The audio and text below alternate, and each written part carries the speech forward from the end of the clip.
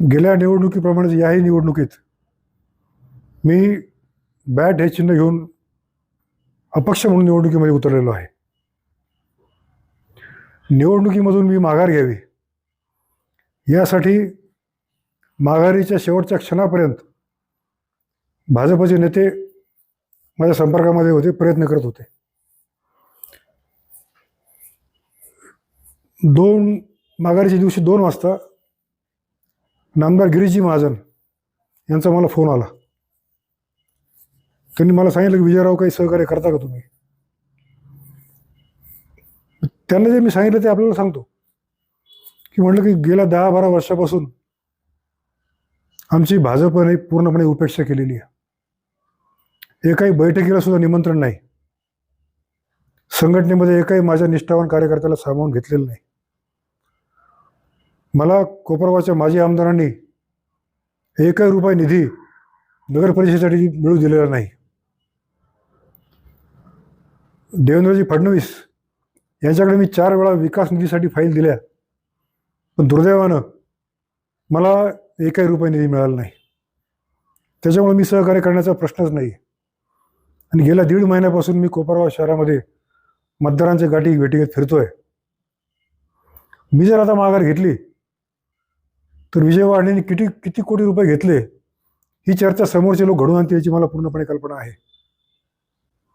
यावर माझं असं म्हणणं आहे, कोपरगाव शहराचा मतदारांचा कल जर बघितला तर भाजपच्या उमेदवारांनीच माघार घेऊन मूळ भाजपच्या विजय वाढणेंना पाठिंबा द्यावा असं माझं म्हणणं आहे. कारण मुख्यमंत्र्यांनी मागच्या निवडणुकीमध्ये सांगितलं होतं की भाजपचा प्रामाणिक कार्यकर्ता निवडून द्या, म्हणून लोकांनी मला निवडून दिलं. यावेळेस फडणवीस साहेब या ठिकाणी येऊन गेले आणि पुन्हा तेच आवाहन केलं आणि मी विजय सभा घ्यायला या ठिकाणी मी येईल असं त्यांनी जाहीर केलं.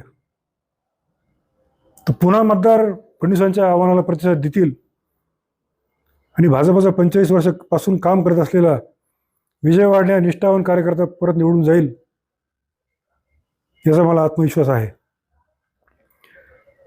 माझ्या 5 वर्षाच्या कारकिर्दीमध्ये अतिशय निस्वार्थपणे सर्वधर्मीय समाज, सामान्य नागरिक, ज्येष्ठ नागरिक, लहान मोठे व्यापारी, महिला, मुलं या सगळ्यांना सोबत घेऊन कुठलंही राजकारण न करता प्रत्येक नगरसेवकाच्या प्रभागामध्ये मी आजपर्यंत कुणीही केली नाहीत एवढी विकास कामं मी शहरामध्ये केलेली आहेत. आणि याही निवडणुकीत आपण प्रचाराचा यंत्रणा चालू आहे, आपण बघतोय की कोट्यावधी रुपये निवडणूक प्रचारासाठी उधळले जात आहेत. ज्यांनी नगर परिषदेमध्ये मला काम करताना अडथळे आणले, ज्यांनी 5 नंबर तळ्याचं खोदकामाला अडथळा आणला, ज्यांनी 28 कामांना स्टे घेतला, ते पुन्हा ज्या उमेदवाराला मागच्या निवडणुकीत मी महाराष्ट्रात सगळ्यात जास्त मतांनी पराभूत केलं त्या पराभूत उमेदवारासाठी पुन्हा मतं मागत कोपरगाव शहरामध्ये फिरत आहेत. केवळ आणि केवळ नगर परिषदेच्या सत्तेमध्ये बसून नगर परिषदेची लूट करणं हे वर्षानुवर्ष कोपरगाव शहरामध्ये झालेलं आहे. पण माझ्या काळामध्ये मी अतिशय स्वच्छ कारभार केला.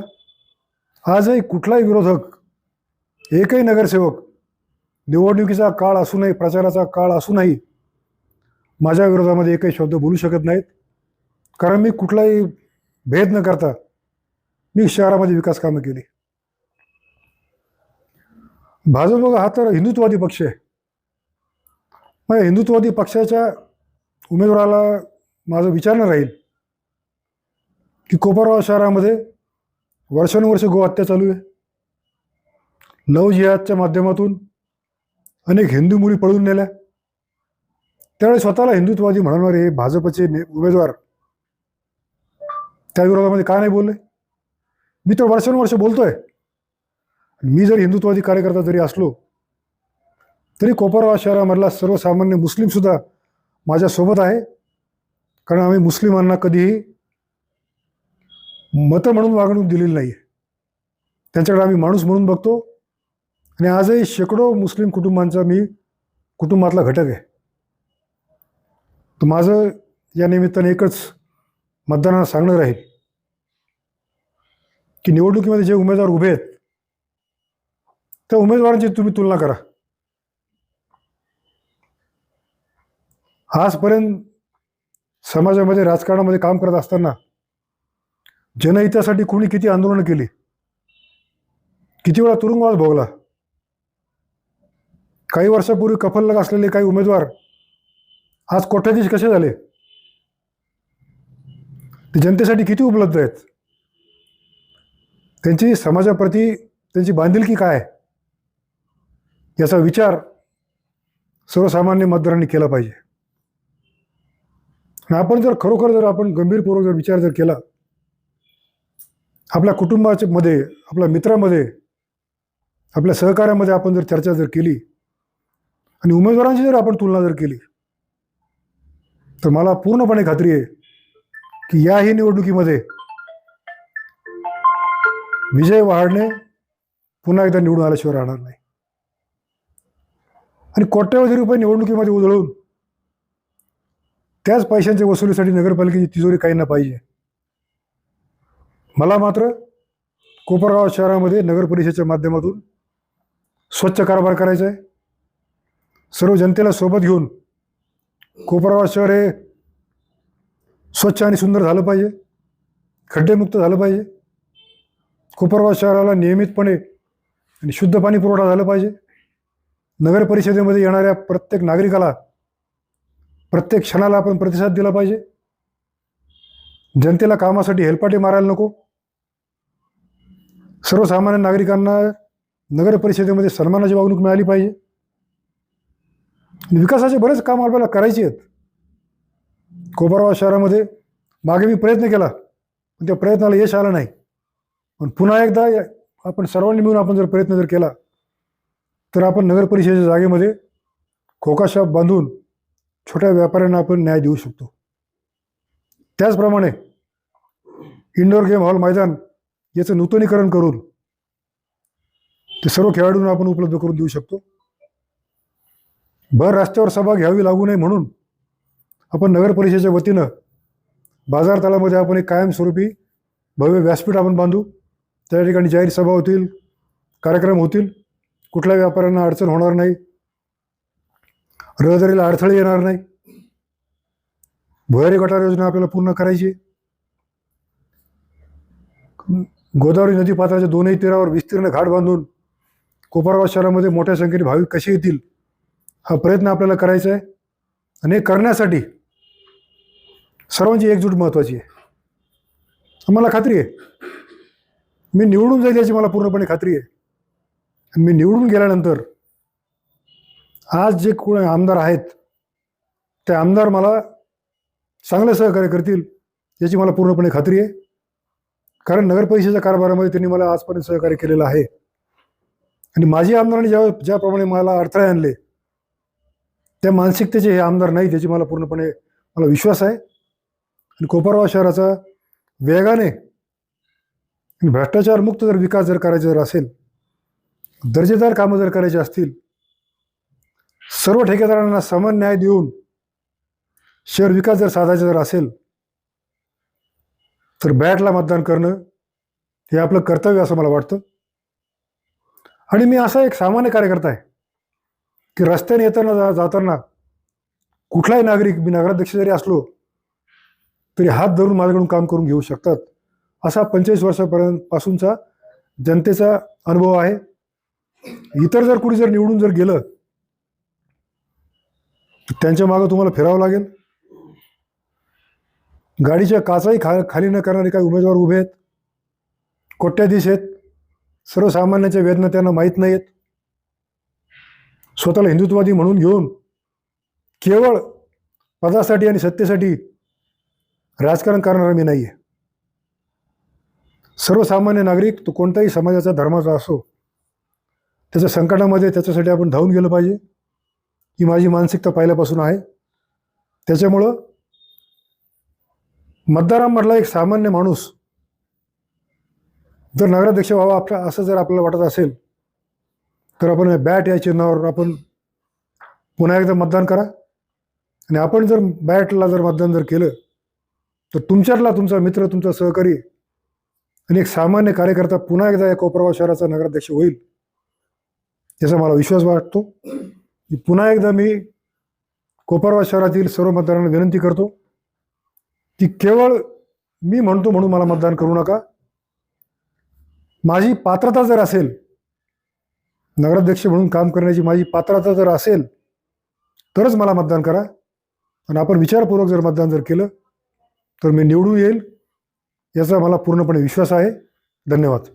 विकासाच्या बाबतीत जर तुम्ही आता बोलला त्या काळी तुम्ही नगराध्यक्ष असताना अशी विकास कामं होती. मात्र आपल्या कार्यकाळामध्ये नाट्यगृहाचं भूमिपूजन झालं, बंदुकनी करण्याचं काम सुरू झालं. मात्र ते अद्याप होऊ शकलेलं नाही. बंद अवस्था अद्याप पडलेलं आहे.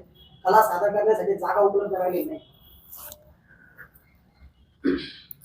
कोपरगाव शहरामधलं लोकशाहीर अण्णाभाऊ साठे हे खुले नाट्यगृह जे आहे ते काम करण्यासाठी आपण 1 कोटी रुपयाची तरतूद केली. त्याचं भूमिपूजनही झालं सन्माननीय आमदारांच्या हस्ते. वर्क ऑर्डरही देण्यात आली. पण त्यानंतर माझी 5 वर्षाची मुदत संपली. नवीन अधिकारी आले आणि त्यांनी ते काम थांबवलं. हे बजेट पुरेसं नाही आहे, आपण नंतर पुन्हा नवीन आपण टेंडर काढू. पण माझं असं म्हणणं आहे की आता केवळ खुले नाट्यगृह दुरुस्त न करता त्या जागेवर कोपरगाव शहरामधील कलाकार, साहित्यिक, कवी, नाट्यरसिक यांच्यासाठी आपण एक बंदिस्त नाट्यगृह आपण राज्य सरकारच्या माध्यमातून बांधू असं मला वाटतं. तुम्ही माझ्या आमदारांवर आता आरोप केला त्यांनी तुम्हाला सहकार्य केलं नाही आणि त्याचबरोबर विद्यमान आमदारांनी मात्र तुम्हाला सहकार्य केलं असं तुम्ही म्हणता. मग विद्यमान आमदारांकडूनच तुम्ही उमेदवारी का नाही केली? मी भारतीय जनता पक्ष आणि राष्ट्रीय स्वयंसेवक संघाचा मरेपर्यंत काम करणारा स्वयंसेवक आहे. एखाद्या पदासाठी किंवा सत्तेसाठी पक्ष बदलणे माझ्या रक्तामध्ये नाही आहे. मला इतरही अनेक पक्षांकडून अशा प्रकारच्या ऑफर आल्या होत्या, पण मी संघ विचाराशी मी प्रतारणा करू शकत नाही. पण आज जे भाजपमध्ये जे आहेत, जे नवीन आलेले आहेत, ज्यांनी आमदारकी भोगली, त्यांनी या कोपरगाव शहरामधले जुने निष्ठावान कार्यकर्ते यांच्यामध्ये तोडफोड केली. राष्ट्रीय स्वयंसेवक संघामधले सुद्धा काही स्वयंसेवक त्यांनी गळाला लावले आणि आपलं किळसवाणं राजकारण केलं. त्याच्यामुळे मी आजही भाजप आणि संघ विचारावर ठाम आहे आणि शेवटपर्यंत मी संघाचाच राहणार आहे. मागच्या निवडणुकीत जे तुमच्या सोबत होते योगेश माने, या निवडणुकीत त्यांनी उमेदवारी अर्ज दाखल केल्यानंतर अर्ज माघारी घेत त्यांनी भाजपला पाठिंबा देण्याचं जाहीर केले. कसं पाहतो? त्यांनी ज्यावेळेस उमेदवारी अर्ज भरला त्यावेळेस मला फोन आला. त्यांनी मला सांगितलं की मला मुख्यमंत्र्यांनी मला अर्ज भरायला सांगितलं. तर माघारीच्या दिवशी सुद्धा मला पुन्हा त्यांचा फोन आला की मला मुख्यमंत्र्यांचा मेसेज आला आहे की तुम्ही माघारी घेऊन टाका. मुख्यमंत्री स्वतःच्याच पक्षाच्या उमेदवाराविरुद्ध असं जर काही करत असतील तर निष्ठावान कार्यकर्त्यांनी याचा गंभीरपणे विचार केला पाहिजे. कारण आता आपण विचारलं म्हणून सांगतो की कारण नामदार राधाकृष्णजी विखे यांच्या विरोधामध्ये पक्षामध्ये काही कट शिजतो असं मला वाटतंय. कारण श्रीरामपूरमधल्या भाजपच्या म्हणजे विखेंच्या उमेदवाराविरुद्ध भाजपच्याच काही नेत्यांची फूस विरोधी उमेदवाराला आहे आणि संगमनेरमध्ये तोही प्रकार घडलेला आहे अशी माझी माहिती आहे. खरं खोटं देव जाणे. हा माझ्या कामाचा अहवाल मी प्रकाशित केला. प्रत्येक प्रभागामध्ये केलेली कामं, प्रत्येक काम मी त्या पुस्तिकेमध्ये छापलेलं आहे. पण माझी आर्थिक परिस्थिती चांगली नसल्यामुळे प्रत्येक घरामध्ये ते पुस्तक मी पोचू शकलो नाही. पण मी केलेल्या आणि पुस्तकामध्ये छापलेल्या सर्व कामांची कागदपत्र नगर परिषदेमध्ये अवेलेबल आहेत. ज्यांना माझ्या कामाबद्दल शंका आहे त्यांनी नगर परिषदेमध्ये जाऊन खात्री करून घ्यावी. मी एक जरी चुकीचं काम जर छापलेलं जर असेल तर मी आजही निवडणुकीमध्ये थांबायला तयार आहे.